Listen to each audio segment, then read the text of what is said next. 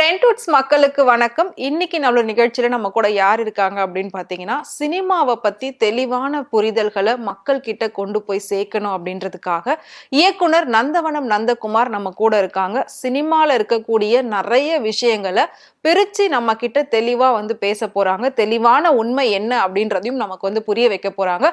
So sir கிட்ட நிறைய விஷயங்கள் நம்ம கேட்டு தெரிஞ்சுக்கலாம். சினிமாவை பத்தி வாங்க ஷோக்குள்ள போலாம். உதயநிதி ஸ்டாலின் அவரும் சினிமாவில் நடிச்சவர் தான். இவர் உதயநிதி ஸ்டாலின் முதலமைச்சராக வந்தாலும் சினிமாக்கார் தான். விஜய் அவர்கள் முதலமைச்சரானாலும் சினிமாக்கார் தான். சீமானே முதலமைச்சரானாலும் ஒருத்தனுக்கு ஒருத்திங்கிறப்ப கஷ்டம்தான் போடுவோம். ஐயா கலைஞர் ஐயா வரைக்குமே 3 தாரம், அவர் எம்ஜிஆர் ஐயாவை பொறுத்த வரைக்கும் ஒரு 3 தாரம். எல்லாமே ரகசியமா நடத்திக்கணும் தான் சொல்லிட்டீங்க. இப்ப பிரியறது ரகசியமா பிரிஞ்சுட்டீங்கன்னா நாம உட்காந்து பேச வேண்டிய அவசியம் இல்லையே. இக்னோர் பண்ணணுங்கிறது இருக்கு. இக்னோர் பண்றது ஒரு பெரிய மனுஷ தன்மை. அது ஈஸியா வந்துடாது. இங்க ஒருத்திக்கு ஒருத்தன் அப்படிங்கிற ராமனே அப்படி வாழலாங்க. வணக்கம் சார். வணக்கம். இன்னைக்கு மக்கள் வந்து சினிமாவை ரொம்ப விரும்பி பார்க்கக்கூடிய ஒரு விஷயமா வச்சிருந்தாங்க. ஸோ அரசியல்ல தான் எப்பவுமே பிரச்சனைகள் ரொம்ப அதிகமாகும் அப்படின்னு பார்த்தா இன்னைக்கு அரசியலை விட சினிமாவில் ரொம்ப அதிகமான பிரச்சனைகள் போயிருக்கு. ஏன்னா சினிமாவை பொறுத்த வரைக்கும் ரசிச்சு பார்க்கக்கூடிய ஒரு விஷயம் அது. ஸோ அதுல என்ன நடக்குதோ அதை தான் மக்களும் செய்வாங்க. நடிகர்கள் என்ன சொல்றாங்க, என்ன பண்றாங்க, மக்கள் அதை தான் வந்து பார்க்குறாங்க. அப்படி இருக்கிற பட்சத்தில் நிறைய நடிகர்கள், நிறைய நடிகைகள் இன்னைக்கு தப்பான விஷயத்துல நிறைய பிரச்சனைகள் எல்லாம் மாட்டிக்கிட்டு இருக்காங்க. அதை வந்து பப்ளிக்ல கொண்டு வராங்க. இன்னொரு முக்கியமான ஒரு இடம் அப்படின்னா சோசியல் மீடியா, அதுல வந்து ஸ்ப்ரெட் பண்றாங்க. ஸோ அதனால ஃபுல் அண்ட் ஃபுல் நெகட்டிவா தான் மக்கள் கிட்ட போய் சினிமான்றது சேர்ந்துகிட்டு இருக்கு. உங்களோட பார்வையில சினிமானா எப்படி சார் இருக்கு இப்போ? இல்லை, அது அப்படின்னு சொல்ல முடியாது. இன்னைக்கு வந்து நாளைய முதலமைச்சரை உருவாக்குற ஒரு இடத்துக்கு இன்னைக்கு நகர்ந்திருக்கா இல்லையா சினிமா? புரியுதுங்களா? ஓகே. அவன் 10-15 வருஷம் இல்லை, 20 வருஷம் 40 வருஷமா கட்சி நடத்தினவங்க கூட இன்னைக்கு ஆரம்பிச்ச ஜோர்ல முதல்வர் வேட்பாளருங்கிறதுக்கு சினிமாங்கிற ஒரு இடம் தான் அந்த நகர்வை ஏற்படுத்தியிருக்கு. ஒரு ஹெல்ப்ஃபுல்லா இருக்குன்னு சொல்றீங்களா? பிளாட்ஃபார்மா சினிமா அமையுது. சினிமா. ஸோ அந்த சினிமா வந்து மிக சரியான ஒரு ரூட்ல பயணிக்குது. புரியுதுங்களா? இப்படி ஒரு சினிமான்னு இல்லைன்னா இப்படி ஒரு தலைவர்கள்லாம் நமக்கு கிடைப்பாங்களா? புரியுதுங்களா? இன்னைக்கு ஆண்டுகிட்டு இருக்கிற மு.க. ஸ்டாலின் அவர்கள் ஐயா வரைக்குமே சினிமாவில் ஹீரோவை நடிச்சவர் தான். நாளைக்கு உதயநிதி ஸ்டாலின் அவரும் சினிமாவில் நடிச்சவர் தான். இவர் உதயநிதி ஸ்டாலின் முதலமைச்சராக வந்தாலும் சினிமாக்கார் தான். விஜய் அவர்கள் முதலமைச்சரானாலும் சினிமாக்கார் தான். சீமானே முதலமைச்சரானாலும் சினிமாக்கார் தான். புரியுதுங்களா? சினிமா இல்லாத இந்த சமுதாயத்தை பார்க்க முடியாது. புரியுதுங்களா? அதனால சினிமா வந்து தமிழர்களோட உயிரில் கலந்த ஒன்று. அந்த ரேஞ்சுக்கு இருக்கிறப்ப அது வந்து சரியா தானே போயிட்டு இருக்கு. அதோட பயணங்கள் சரியா. அதாவது எல்லாருமே கூட்டமா நிக்கிற எல்லாருமே நல்லவர்கள் அப்படின்னு சொல்லுவாங்க. தனித்தனியா ஒவ்வொருத்தரையும் பார்த்தா அவர்களோட தவறுகள் அங்கே இருக்கும். அது மாதிரி ஏதோ ஒரு சில தவறுகளை அவங்க பண்றவங்களை வச்சுட்டு ஒட்டுமொத்த சினிமாவே இப்படிதான் கட்டமைச்சிருக்குங்கிறது வந்து நம்மளால சொல்ல முடியாது. ஓகே. ஸோ ஒரு சரியான கருத்தை கண்டிப்பாக வந்து நீங்கள் பதிவு பண்ணியிருக்கீங்க. அப்படி பார்க்குற பட்சத்தில் சினிமா நடிகர் நடிகைகள் ரீசெண்டாக நீங்கள் கேள்விப்பட்டிருப்பீங்க. இப்போ போதைப் பொருள் அந்த வழக்கில் வந்து ஸ்ரீகாந்த் அண்ட் ஸ்ரீகிருஷ்ணா இவங்க 2 பேர் கைதானாங்க. அதுக்கப்புறம் நிறைய நடிகர்கள் அதில் சம்மந்தப்பட்டிருக்கிறதாவே வந்துச்சு, நடிகையும் சம்மந்தப்பட்டிருக்கிறதா வந்துச்சு. ஸோ இந்த மாதிரி விஷயங்கள் வந்து இங்கே அதிகமாக நடக்கிறதுனால தான் இதை பார்த்து தான் வந்து யங்ஸ்டர்ஸ் கெட்டு போகிறாங்க அப்படின்ற மாதிரியும் இருக்குல்ல சார்? ஒரு விஷயங்க, படத்தை பார்த்து மக்கள் செய்யறாங்க அப்படின்னு அந்த இடத்துக்கே போகாதீங்க. மக்கள் பண்றது தான் படமா எடுக்கிறோம். புரியுதுங்களா? போதைங்கிறது வஸ்து மாற்றம், அவ்வளவுதான். நீங்க வந்து பிராந்தியா தண்ணியா லிக்கரா இருக்கிற ஒரு தண்ணி வடிவத்துல இருக்கிற போதையை குடிச்சா நீங்க யாரும் உங்களை தூக்கி உள்ளார வைக்க போறது இல்லை. புரியுதுங்களா? அது பவுடரா மாறுறப்பதான் உங்களை தூக்கி உள்ளார வைக்கிறாங்க அப்படின்னு. அந்த பவுடரையே கொஞ்சம் தண்ணி ஊற்றி கலைஞ்சு அடிச்சிட்டோம்னா ஒன்றும் பிரச்சனை இல்லை. அது அறியாதவன் செய்யற வேலை. புரியுதுங்களா? எதை வேணுமாலும் நீ அனுபவி. ஏன்னா போதையே நம்ம நாடு விற்கிது. புரியுதுங்களா? எல்லா மக்களுக்கு என்ன சகலமும் கிடைக்கணுங்கிறது தான். ஆனா அரசாங்கம் எவ்வழியில கொடுத்துருக்கோ அது வழியிலே நீ அந்த சந்தோஷத்தை அட. நீயே ஒரு ரூட் போட்டு அதை அடையணும்னு நினைக்காத. ஓகே. அது ஏன்னா நாளைக்கு வந்து உன் உடலுக்கு உபத்திரம் கொடுக்குற ஒரு விஷயத்த அது இருந்துடக்கூடாதுங்கிறதுக்காக தான் நீ வந்து சரக்கையா வாங்கி அடி, கஞ்சா, அந்த அபின், அந்த மாதிரி விஷயத்தை தொட்டு உன்னோட உடலை பாதிக்கிற விஷயத்த நீ ஏற்படுத்தாதங்கிறது தான் சட்டம் வந்து அவங்களெல்லாம் கைது பண்ற மூவ்மெண்ட்ல தான் போச்சு. ஓகே. அது அறியாதவங்க செய்யற விஷயத்தினால மற்றவங்களும் இப்படிதாங்கிற இது கிடையாது. தண்ணி அடிக்கிறவங்களாம் தெளிவா அடிச்சுட்டு தான் இருக்காங்க. இன்னைக்கு வந்து சமுதாயத்துக்குள்ளார பெண்களும் ஆண்களுக்கு நிகரா தண்ணி அடிச்சு பார்ட்டியில கொண்டாடுற அளவுக்கு தான் நல்ல முன்னேற்றமான ஒரு இடத்துக்கு தான் போயிட்டு இருக்கு. அதனால வந்து இது பார்வைகள் நம்ம பாக்குறப்ப ரொம்ப பெருமையா தான் இருக்குது. ஒரு என்ன சொல்றது, ஆனா உடல் நலம் காக்கணுங்கிற நோக்கத்துல மட்டுமே அரசாங்கம் அது தடுக்கிறாங்க. வேற மத்த எந்த நோக்கத்திலயும் கிடையாது. ஒருத்தர் மேல தனிப்பட்ட வன்மமோ பழி போடுதலோ அப்படி கிடையவே கிடையாது. அவங்க உடல் நலம் நல்லா இருக்கணும் அப்படிங்கிறதுக்காக தான் அவங்களை எல்லாம் அரெஸ்ட் பண்றது. ஓகே. ஓகே. ஸோ அதுவும் கரெக்ட் தான். ஏன்னா அறியாம செய்யற ஒரு விஷயம் வந்து மிகப்பெரிய ஒரு தவறு அப்படின்றது. ஓகே. ஸோ இன்னொரு விஷயம் என்ன அப்படின்னா, சோசியல் மீடியா அப்படின்ற ஒரு பிளாட்ஃபார்ம் ரொம்ப பெருசா இருக்கு இன்னைக்கு. ஒரு சின்ன விஷயமா இருக்கட்டும், பெரிய விஷயமா இருக்கட்டும், எல்லாத்துலயும் அதை வந்து அதை போட்டோம் அப்படின்னா அது வேற லெவல்ல ஒரு ரீச் கொடுக்குது. ஸோ அதுல நல்லதும் பண்றாங்க, நல்லதும் பேசுறாங்க, கெட்டதும் போடுறாங்க, கெட்டதும் பேசிட்டு இருக்காங்க. அப்படி இருக்கிற பட்சத்துல மாதம்பட்டி ரங்கராஜ் கேஸ் வந்து நீங்க கேள்விப்பட்டிருப்பீங்கன்னு நினைக்கிறேன். முதல் மனைவி இருக்கும் போதே விவாகரத்து ஆகாம ரெண்டாவது மனைவியை வந்து கல்யாணம் பண்ணி குழந்தை பெத்து அது ஒரு பெரிய இஷ்யூவாவே போயிட்டு இருக்கு. ஒரு பெண், ஒரு நார்மலா ஒரு ஜேர்னலிஸ்டா நீங்க வந்து அதை எப்படி பாக்குறீங்க? அது வந்து தவறு வந்து முழுக்க முழுக்க ரெண்டு பேர் மேலேயும் ஒரு சில தரப்பினர் சொல்றாங்க. பட் மேக்சிமம் பாத்தீங்கன்னா ஒரு பெண்ணை தான் குற்றம் சாட்டிக்கிட்டு இருக்காங்க. 2025 இருக்கும், ஆனா இன்னைக்கும் வந்து ஒரு பெண்ணை தான் தப்பு சொல்லிக்கிட்டு இருக்காங்க. பட் உங்களோட பார்வையில நீங்க அதை எப்படி பாக்குறீங்க சார்? இல்லைங்க, அதாவது ஒரு மாதம்பட்டி ரங்கராஜ் அப்படிங்கிற ஒரு மனிதனோ அவங்களோட ஜாய் கிறிஸ்டல்டா அந்த மாதிரி ஒரு இருதரப்பு வாதங்களை வச்சுட்டு நம்ம ஒட்டு மொத்தமா தவறுன்னு சொல்லி பேசுறது கிடையாது. முதல்ல நம்ம சமுதாயத்தோட கட்டமைப்பு பார்க்கணும். நம்ம சமுதாயத்தோட ஆரம்ப கால நிலையை பார்க்கணும். புரியுதுங்களா? இங்க வந்து ஒருத்தனுக்கு ஒருத்தி அப்படிங்கிறத நாம சொல்லி கொடுக்கறதுக்கு முயற்சி பண்ணிட்டு இருக்கோம். ஆனா நம்மளோட வாழ்வியல் வந்து அப்படி கிடையாது. புரியுதுங்களா? நீ ஆதி காலத்துல போய் எடுத்து பார்த்தீங்கன்னா தசரதனுக்கு 10,000 மனைவிகள். புரியுதுங்களா? ஆனா ராமருக்கு வந்து ஒருத்தி தான் அப்படின்னு. அந்த ஒருத்தியே கல்யாணம் பண்ணி என்ன பண்ணாரு? நிம்மதியா இருந்தாரா? இல்ல. அப்ப புரியுதுங்களா? ஒருத்தனுக்கு ஒருத்திங்கிறப்ப கஷ்டம்தான் படுவோம். அந்த கஷ்டத்துக்கு ஒரு நிவாரணம் தேவை அப்படிங்கிறதுனால்தான் அடுத்தடுத்த மனைவிகளை சாடுறது. அப்படியே அந்த மனைவியை கல்யாணம் பண்ணி கஷ்டப்பட்டு எல்லாம் முடிச்சு வந்ததுக்கு அப்புறம் சந்தேகப்படுற சூழ்நிலைக்கு நடக்குதுன்னா, ராமன் சீதை மேல சந்தேகப்படுறதுக்கு காரணம் என்ன அப்படிங்கறத இதுவரைக்கும் ஏதாவது ஒரு இதுல சொன்னாங்களா? இல்ல. அதை ஏன் மறைக்க வரலாறுலயே சில விஷயங்களை இதிகாசத்துலயும் வரலாறுலயும் மறைக்கிறாங்க. புரியுதுங்களா? முதல்ல கண்ணகி அப்படின்னு சொல்றாங்க. கண்ணகியோட பக்கத்து வீட்டுக்காரனோட வரலாறை ஏதாவது ஒரு புத்தகத்துல நீங்க படிச்சிருக்கீங்களா? இல்ல. ஏன் அந்த வரலாறு சொல்லல? இங்க நம்ம வீட்டுல ஒரு பொண்ணு இருந்ததுன்னா எழுத்து வீட்டுக்காரன் பாக்குறானா? பக்கத்து வீட்டுக்காரன் பாக்குறானா? இவங்க கண்ணுல எல்லாம் படாத ஒரு வரலாறு எங்க போச்சு? புரியுதுங்களா? அதனால இவங்களோட இன்னைக்கு ஒரு இருதாரம் பண்ணினதுனாலதான் இவ்வளவு பிரச்சனை அப்படின்னு. இங்கெல்லாம் நமக்கு ஒண்ணு இல்ல, ஒரு 20 வருஷத்துக்கு முன்னால போய் பாத்தீங்கன்னாவே 3 தாரம். ஒவ்வொரு முதலமைச்சருமே 3 தாரம் கல்யாணம் பண்ணுவாங்க. புரியுதுங்களா? ஐயா கலைஞர் ஐயா வரைக்குமே 3 தாரம். அவர் எம்ஜிஆர் ஐயாவை பொறுத்த வரைக்கும் ஒரு 3 தாரம். புரியுதுங்களா? இன்னைக்கு இவரு மு.க. ஸ்டாலின் ஐயா அந்த மாதிரி கல்யாணம் பண்ணலங்கிறதுனால அவருக்கு சரி அப்படிங்கிறதுனா நாட்டு மக்களுக்கெல்லாம் அது சரின்னு நினைக்க கூடாது இல்லையா? புரியுதுங்களா? சட்ட திட்டங்களை வந்து மக்களுக்கு பிடிச்சது மாதிரி போடணும், அரசனுக்கு பிடிச்சது மாதிரி போடக்கூடாது. புரியுதுங்களா? அதனால இன்னைக்கு வந்து இந்த பலதாரங்கிறதெல்லாம் இன்னைக்கு காமன். இன்னைக்கு சொல்ல போனா வந்து என்ன சொல்றது, ஒரு காலத்துல வந்து என்ன சொல்றது, எல்லாரும் ஒன்று கூடி வாழ்வோம் அப்படின்னு ஒரு கூட்டு குடும்பம் அப்படின்னு.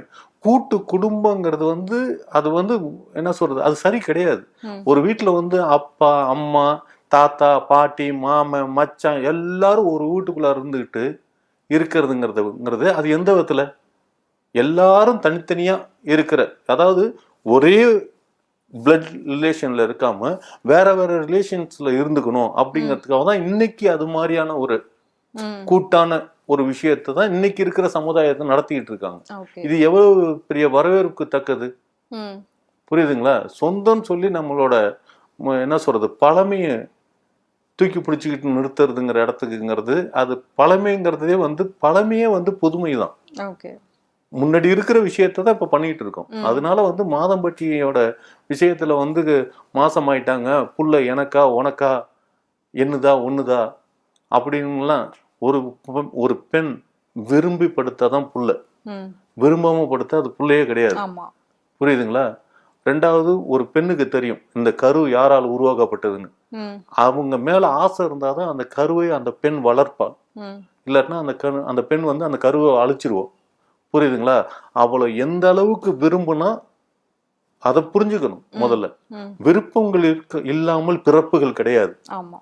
புரியுதுங்களா? அதனால இந்த மாதிரிலாம் நிறைய விஷயத்துல இருக்கிறதுனால இன்னைக்கு வந்து கோர்ட்டும் நீதிபதிகளும் இன்னைக்கு இருக்கிற சட்டத்திட்டத்துக்கு தகுந்த மாதிரி போகலாம். ஆனா என்ன சொல்றது, கடவுள் அந்த நேர்மை அப்படிங்கிற விஷயத்துல பார்த்தா அதுக்கான இதுங்க. இவங்க வந்து பாவம் செய்யறோம் அப்படின்னா பாவத்துக்கான தண்டனைகள் இங்க வேணா தப்பிச்சிடலாம். இதே வந்து என்ன சொல்றது, மாதம்பட்டி ரங்கராஜ் வந்து பாவம் பண்ணிட்டாரு ஆமா. அப்படிதான் அப்படின்னு சொல்றாங்க. எல்லாரும் ஊரே சொல்றாங்க அப்படின்னு. அது பாவம்னு யார் சொல்றது? ம். இங்க சொல்றதுக்கு யாருக்குமே அந்த அருகதை கிடையாது. அதை இல்ல சார், நிர்ணயிக்கிறது. பாவம் பண்ணிட்டாருன்னா இப்ப அவரு அந்த பெண்ணை ஏத்துக்கிட்டு வாழ்ந்தா பிரச்சனை இருந்திருக்காது. அவர் வந்து குழந்தைய கொடுத்துட்டு கல்யாணம் பண்ணிட்டு எல்லாத்தையும் பண்ணிட்டு அதுக்கப்புறம் அவர் வந்து என்ன பண்ணிட்டாரு, பேசாம பிரேக்கப் பண்ணிட்டு இருக்காரு, ஃபுல்லா பிளாக் பண்ணி. அதுக்கப்புறம் தான் இவங்க வந்து மீடியாக்குள்ள வந்து இந்த மாதிரி என்ன ஏமாத்தி கல்யாணம் பண்ணி நான் பிரெக்னெண்டா இருக்கேன், பட் என்கிட்ட பேச மாட்டாரு, வீட்டுக்கு வர மாட்டேங்கிறாரு, இப்போ வந்து அவங்க ஃபர்ஸ்ட் ஒய்ஃப் கூட இருக்காரு அப்படின்னு சொல்லி அந்த பெண் வந்து குற்றச்சாட்டு அதனாலதான் வைக்கிறாங்க. பிரச்சனை வந்து அங்கதான் ஸ்டார்ட் ஆகுது. இவர் வந்து ஃபர்ஸ்ட் லவ் பண்ணி கல்யாணம் பண்ணி ஏமாத்திட்டு இப்ப ஃபர்ஸ்ட் ஒய்ஃப் கூட போய் இருக்காரு. இவங்கள வந்து நான் பழகல, நான் போல, இவங்க மிரட்டி என்ன கல்யாணம் பண்ணிட்டாங்க அப்படின்ற மாதிரி ஸ்டேட்மெண்ட் கொடுக்குறாரு. சோ அவர் வந்து இப்ப அவர்னாலதான் இந்த பொண்ணு இங்க வர வேண்டிய நிலைமை இருந்ததே தவிர, சோ இந்த பொண்ணா வந்து விரும்பி வரல, இல்ல அவரு வந்து டைரக்டா பிரச்சனையை ஸ்டார்ட் பண்ணல. சோ அவர் வந்து எல்லாத்தையும் சைலண்டா பண்ணிட்டு அமைதியா விட்டுட்டாரு. அதை வந்து இந்த பொண்ணு போராடி வாங்குறா. இதுதான் இப்போதைக்கு நடந்துகிட்டு இருக்கு. பட் இதுல வந்து அவரோட சைடு என்ன மாதிரி மிஸ்டேக்ஸ், அவர் ஏன் வந்து திடீர்னு இவ்வளோ லவ் பண்ணி கல்யாணம் பண்ணி குழந்தை கொடுத்துட்டு இப்ப ஏன் அவர் வந்து வேணான்னு சொல்ல காரணம் என்னவா சார் இருக்கும்? ஒரு விஷயம் நீங்க புரிஞ்சுக்கணும். ம். நீங்க சொல்ற வேணான்னு சொல்றதுக்கான ரீசன்ஸ் ம். அப்படின்னா, அவர் இப்ப 2 மனைவி, ஆல்ரெடி ஒரு மனைவி இருக்காங்க. ம். இவங்க 2 பேர்த்தையும் ஒரே வீட்டுக்குள்ளார குடி வச்சா ம். அந்த மனிதன் நிம்மதியா இருக்க முடியுமா? ஒரே இல்ல வீட்டுக்குள்ள வச்சா இருக்க முடியாது. அவங்க 2 பேரும் நிம்மதியா தான் இருப்பாங்களா? இருக்க முடியாது சார். ஏன் இருக்க முடியாது? அது ஒத்து வராதுங்களே. ஒத்து வராதுன்னு தெரியுதுங்களா? அப்போ ஒத்து வராத ஒரு உறவுகள் வந்து பிரிஞ்சு இருக்கிறது தானே பெட்ரு. அதை வேணாம்னு சொல்லி விலக்கி வைக்கிறது தானே பெட்ரு. நான் 2 பேரையும் ஒரு வீட்டுல இருங்கன்னா அவங்களால ஒத்து வர முடியாதுங்கிற ஒரு விஷயம் நடக்கிறப்ப அவங்க 2 பேரும் தேவை இல்லையே.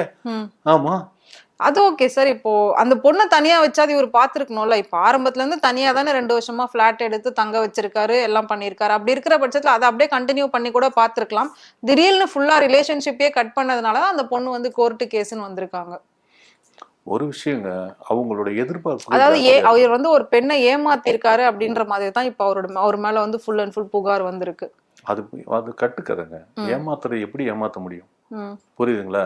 இவர் மட்டும்தான் சந்தோஷமா இருந்தாரா? அந்த பொண்ணு சந்தோஷமா இல்லையா? இருந்திருக்கு. புரியுதுங்களா? சந்தோஷமும் இருவரும் பகிர்ந்து கொண்டாரு.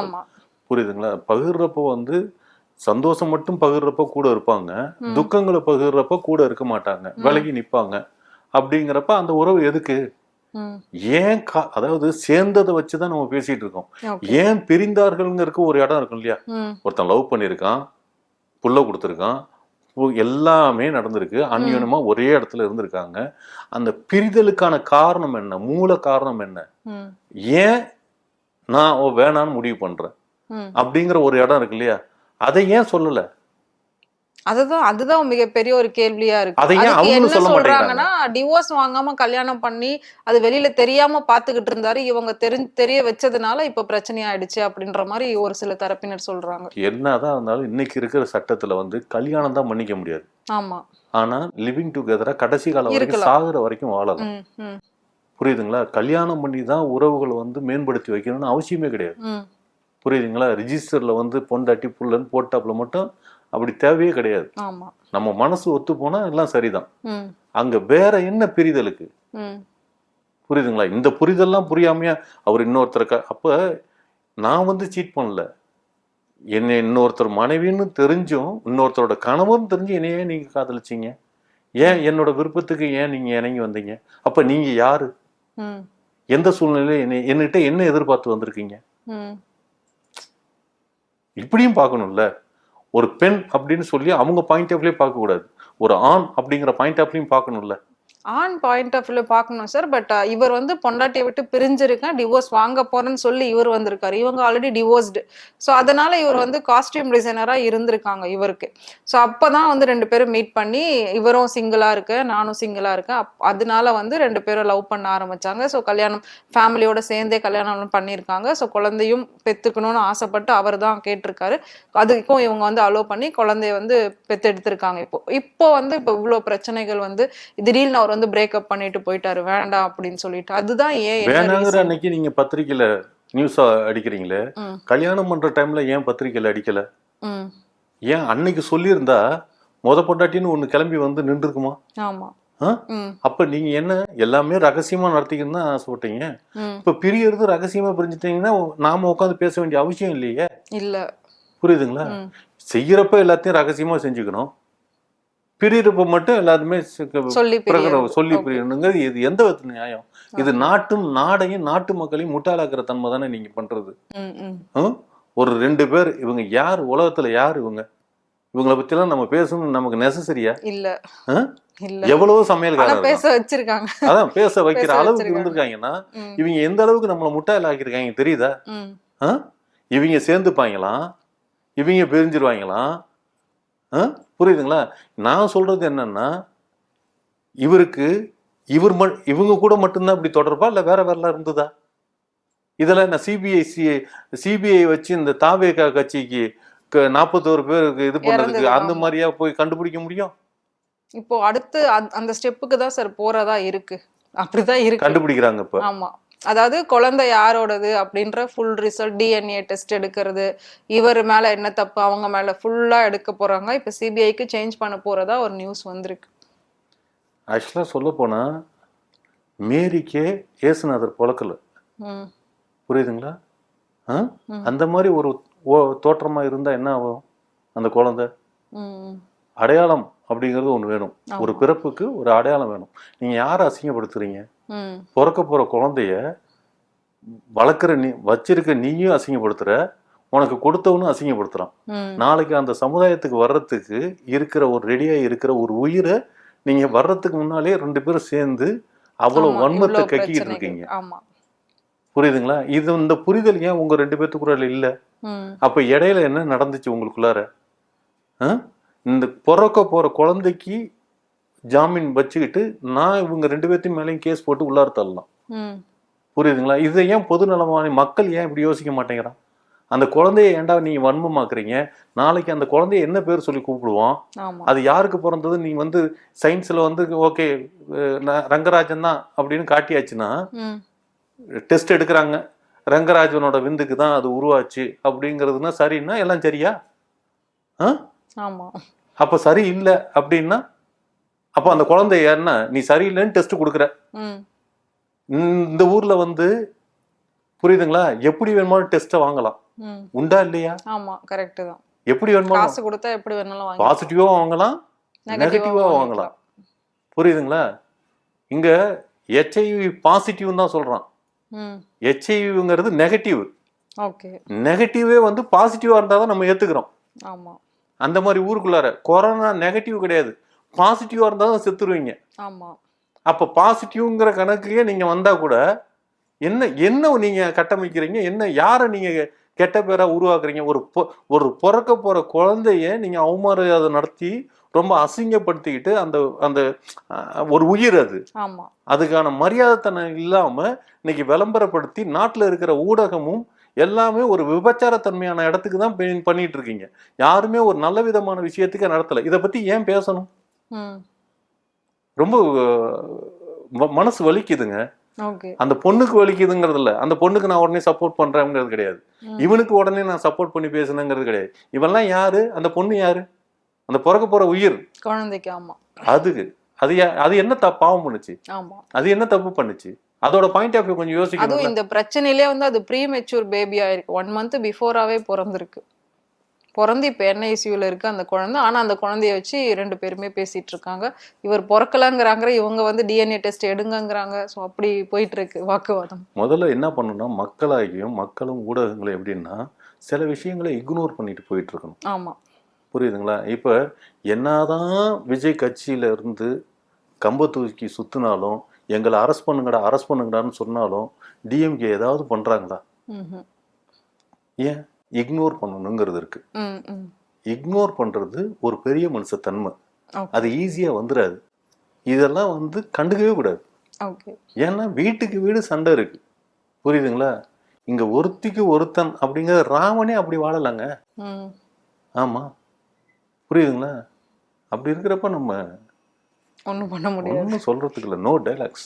ஓகே. ஓகே. ஸோ ஒரு கிளாரிட்டியான ஒரு விஷயம் வந்து நீங்க பேசியிருக்கீங்க. ஏன்னா இன்னைக்கு சோஷியல் மீடியாவை திறந்தாலே 2 பேர் சைடு வாக்குவாதம் ரொம்ப அதிகமா போயிட்டு இருக்கு. நம்ம மட்டும் கிடையாது, எல்லாருமே இதை பத்தி பேசுற அளவுக்கு தான் அவங்க அந்த சுச்சுவேஷனை கொண்டு வந்து வச்சிருக்காங்க. பட் ஒரு கிளாரிட்டியான ஒரு இன்ஃபர்மேஷன் வந்து நீங்க கொடுத்துருக்கீங்க.